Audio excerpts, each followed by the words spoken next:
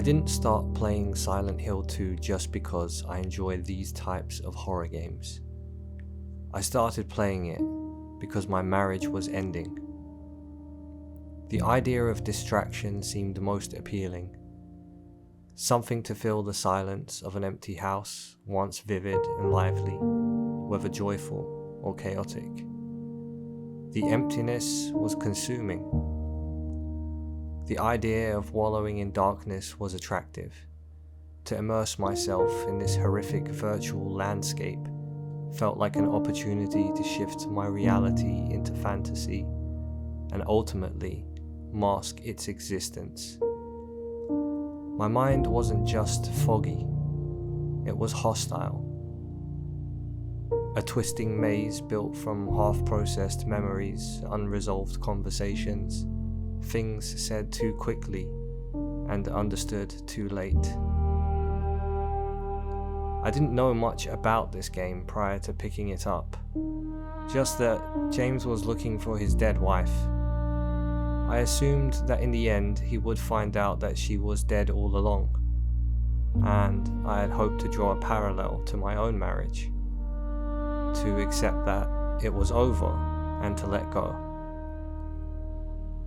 Although in some sense, this was a frightening idea, it was also a chance to progress through what seemed to be inevitable, and at that point in time, any progress was welcomed and worth pursuing. What I had actually discovered by the end of the game was far more impactful than I could have imagined or hoped for. This was not a way to cope with my ending marriage, but what gave me the perspective shift needed to save it. I ran and smashed my way through this purgatory, something I've been all too familiar with throughout my life. I only ever slowed down to think when confronted with the puzzles. They gave me the necessary rest and safety, but I began to realize something rather uncomfortable. The only time that I am truly present is when I'm solving a problem, which meant that the whole purpose that I had set out to play the game for was just another version of the same pattern I've repeated my entire life. Run, distract, fix, move on. I had reduced everything to something solvable, something that could be managed and improved or repaired. And then the game introduced an idea that didn't fit that framework at all. A quote, scratched into a hotel room wall, left there long before I understood why it mattered. There is no healing of thy bruise. Thy wound is grievous. The first time that I read it, it didn't feel poetic. It felt final.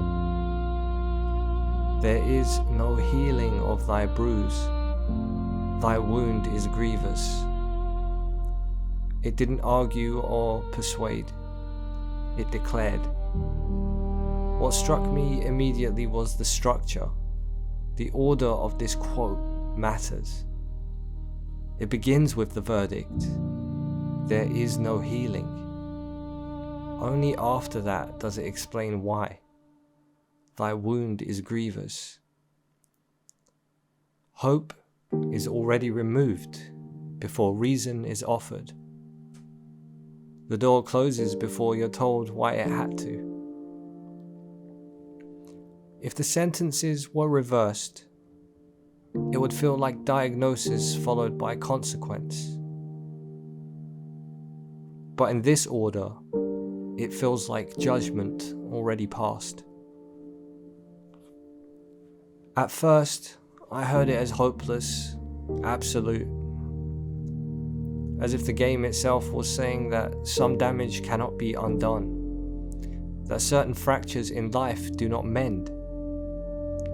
And in the context of a marriage that felt like it was collapsing, that interpretation almost felt stabilizing.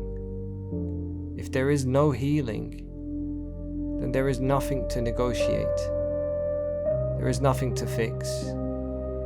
There is nothing to strategize around. In fact, there is nothing to do at all.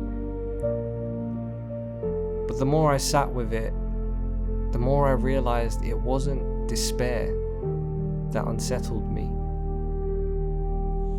It was the removal of fantasy. Silent Hill 2 allows you to chase reunion. It allows you to believe that if you search long enough, solve enough puzzles, move far enough forward, you might arrive at resolution. The entire structure of the game participates in that illusion. And then, late in the journey, it collapses it. The quote doesn't say, "You cannot heal." It says, "There is no healing." That distinction matters because it removes agency. It doesn't blame and it doesn't rage. It simply describes reality as it is, impersonal and unemotional, structural. And what makes it cut deeper is that James caused the wound. This is not grief in its purest form, it's actually consequence. Some wounds are inflicted upon us by circumstance and others are made by our own hands. The second kind carry a different weight. They cannot be negotiated away with time or reframed as tragedy. They demand recognition. The line doesn't offer absolution, it offers clarity. Once something is declared irreversible, the search is over. There is no remedy to find and no hidden mechanism or puzzle solution. No secret ending that restores what was lost. The frantic movement ceases. And that was the part that confronted me most. I had approached my own life as something solvable. Run, distract, fix, move on. If something breaks, apply effort. If something hurts, apply logic. If something fractures, accelerate. But this sentence removed that outlook entirely. The wound is grievous. It will not disappear. It will not revert. It integrates. And once permanence is acknowledged, only one movement remains: acceptance. What is the alternative? To remain trapped in a construct, running through corridors of denial, chasing something that no longer exists, to build a town of monsters around a truth you refuse to integrate. Acceptance is not healing in the sense I once imagined. It does not erase the bruise. It does not restore innocence. And it does not reset the timeline. It is continuation. The wound remains. You remain. And you move anyway. My shift didn't come from inspiration, it came from recognition. James doesn't escape Silent Hill by finding a better explanation. He escapes by confronting what he did. And that was the uncomfortable mirror. The wound was not abstract, it involved me. I began asking questions I hadn't slowed down long enough to ask before. Could I have spoken differently? Could I have listened longer? Could I have paid closer attention instead of assuming that I understood? Could I have been more present instead of waiting for something to break before engaging? I had treated our problems like puzzles, something to analyze and fix. But not everything is a puzzle. Sometimes there is nothing to solve. Sometimes the work is simply to sit in it, to mourn, to encourage, to support, to be present before something breaks. For most of my life, I've been most alert in crisis, most focused when something needs solving. But relationships don't only deteriorate in dramatic moments, they erode quietly and over time in missed conversations, in emotional absence, in small dismissals that accumulate. It was easier to view the marriage as something failing than to examine the ways I had contributed to that failure. The quote stripped away the fantasy of clean healing, but it also stripped away the comfort of passive victimhood. If the wound was grievous, then it required acknowledgement, not escape. Confronting my own behaviors was not theatrical, it wasn't a grand revelation. It was uncomfortable and specific. It meant admitting impatience, admitting withdrawal, admitting that being good in moments of crisis does not substitute for being present in ordinary ones. And once I stopped asking, how do I fix this quickly?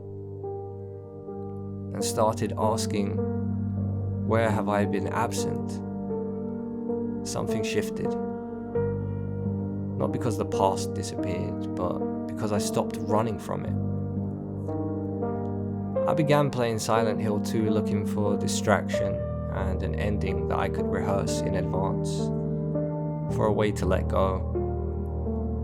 What I found instead was something far less comforting but far more necessary.